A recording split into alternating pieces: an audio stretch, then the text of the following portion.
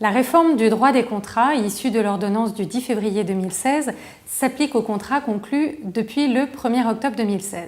Elle est conçue comme une loi d'ordre général et est susceptible d'avoir notamment des incidences importantes sur les baux commerciaux. Nous avons déjà publié un article sur les incidences de la réforme en matière de bail commercial, notamment dans les centres commerciaux. Aujourd'hui, je souhaite m'attarder plus précisément sur les nouvelles règles en cas d'inexécution de ces obligations contractuelles par une partie au contrat de bail commercial. En effet, le nouvel article 12-17 du Code civil liste désormais les sanctions que peut invoquer la partie victime d'inexécution contractuelle. Ainsi, par exemple, en cas de non-réalisation de travaux par le bailleur, le locataire peut désormais invoquer les sanctions suivantes.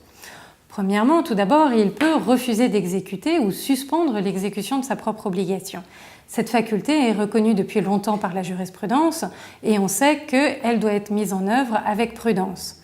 Ainsi, seul un manquement du bailleur à son obligation essentielle, à son obligation de délivrance des lieux loués, par exemple, justifierait que le locataire s'abstienne de payer son loyer. Ajoutons que l'exception d'inexécution peut être préventive lorsqu'il est certain que la contrepartie ne pourra être fournie par le co-contractant. En tout état de cause, l'exception d'inexécution devra être proportionnée à l'inexécution reprochée à l'autre partie. Deuxième possibilité, la seconde sanction visée par le nouveau texte consiste à poursuivre l'exécution forcée en nature de l'obligation, sauf si cette exécution est impossible ou manifestement disproportionnée.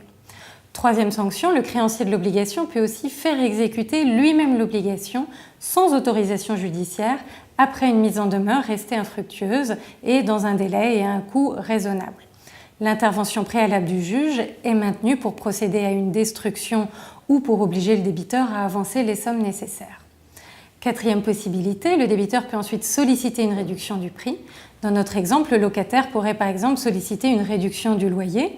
Cela implique d'accepter une exécution imparfaite du contrat de bail et solliciter en contrepartie une réduction proportionnelle du loyer après une mise en demeure restée infructueuse. Il s'agit d'une sanction intermédiaire entre l'exception d'inexécution et la résolution du contrat qui permet de procéder à une révision du contrat à hauteur de ce à quoi réellement il a été exécuté en lieu et place de ce qui était contractuellement prévu. Notons que la réduction du prix est déjà admise en matière de vente par des textes spéciaux et le nouveau texte a quant à lui une portée générale. Toutefois, là encore, le créancier de l'obligation inexécutée ou imparfaitement exécutée devra rester prudent dans la mise en œuvre de ces mesures, sous peine de se retrouver lui-même condamné s'il prenait des mesures disproportionnées ou si le juge devait contester l'existence de l'obligation qu'il estime inexécutée. Ainsi, malgré la faculté offerte, la prudence commandera donc de saisir le juge afin qu'il tranche la réduction de prix proportionnée. Le créancier de l'obligation pourra enfin proposer la résolution du contrat et il pourra aussi demander, comme auparavant, la réparation de son préjudice. Le nouvel article précise que lorsque cela est compatible, les sanctions peuvent être cumulées les unes avec les autres.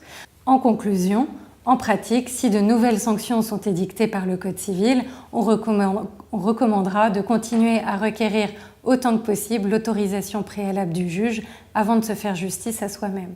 En effet, rappelons que le créancier qui agirait de manière disproportionnée ou jugé sans fondement encourrait une condamnation. Ok.